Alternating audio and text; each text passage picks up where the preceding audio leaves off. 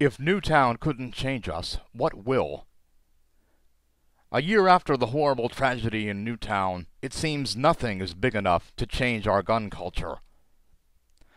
As has by now been well documented, on Friday, December 14th, 2012, a young man entered Sandy Hook Elementary School and massacred 26 people, including 20 children.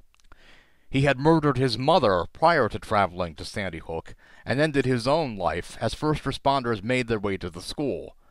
The Newtown shooting was the second deadliest mass shooting in America after the Virginia Tech massacre in 2007.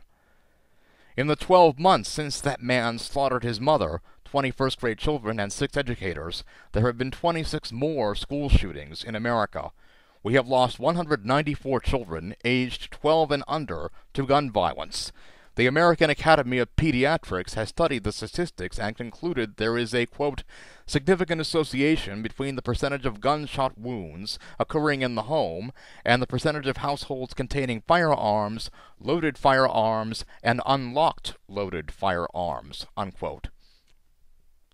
Shine Stein, please forgive me if I'm mispronouncing his name, a 3-year-old Colorado boy, found his stepfather's loaded handgun shoved under a mattress last October and accidentally shot himself in the head. Shine's mother, Dionne Warren, has been charged with criminally negligent child abuse resulting in death. Court documents reveal that Warren's young daughter told police that Shine was left home alone while Warren took her to school. The stepfather has not been charged. Google toddler dies in accidental shooting, or toddler shot. Google school shooting. Over the past year, the NRA and their paid politicians have gone all out, trying to convince Americans that the only way to stop a bad guy with a gun is the good guy with a gun. Which begs the question, when a 3-year-old kid shoots himself in the head with his stepfather's loaded handgun, who's the good guy and who's the bad guy? Is his mom the bad guy? The NRA and the conservative right wing in this country tells Americans every single day we need more guns. We need more access to more guns. We need guns in schools and malls and bars and churches. So who's the bad guy? When a 2-year-old girl dies after finding a loaded handgun and accidentally shooting herself, who's the good guy and who's the bad guy? Are her grandmother or her aunt the bad guys? They were at home with her. Is the 2-year-old the good guy? Some things have changed since Newtown. Colorado has passed sweeping gun safety legislation, as have Connecticut and California. We have nothing on a federal level, however, because our elected officials are terrified of the NRA and gun manufacturers. Make no mistake, the NRA no longer represents sane, law-abiding citizens. The NRA represents gun manufacturers, violent predators, and monsters. Why do I believe this? Because the NRA fights any suggestion of universal background checks for online and gun show purchases. They fight any suggestion of limiting ammunition. They fight anything and everything that could possibly help stem the tide of gun violence in this country.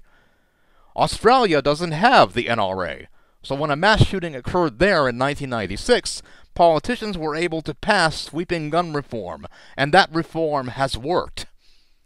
After a gunman killed 35 people and wounded 18 others in Port Arthur, Australians came together and chose not to follow what then Prime Minister John Howard called the American way on guns.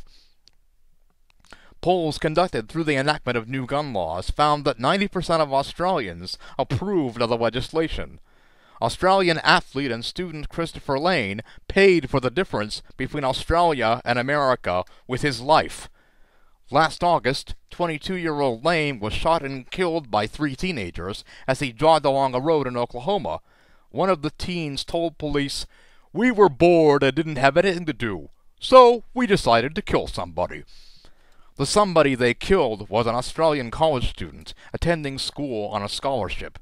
Christopher was shot in the back and left to die in a drainage ditch. Sean Hannity recently said on his show, in response to a guest statement that we need background checks on all gun purchases, we already have that. No, Mr. Hannity, we don't. A violent predator, a person with a restraining order out against them, a severely mentally ill and dangerous individual, can go online to Arms List or to a gun show and purchase a firearm with no background check whatsoever. Sean Hannity flat out lied, and his base, the NRA's base, believes that lie.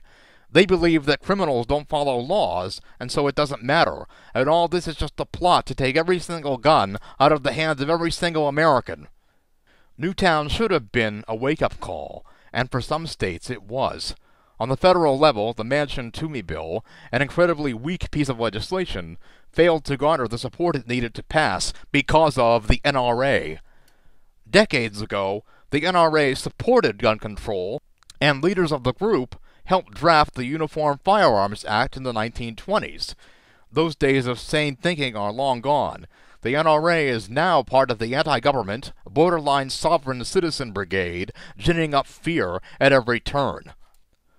What follows are the names of the 20 children and 6 educators who were murdered Friday, December 14th, 2012.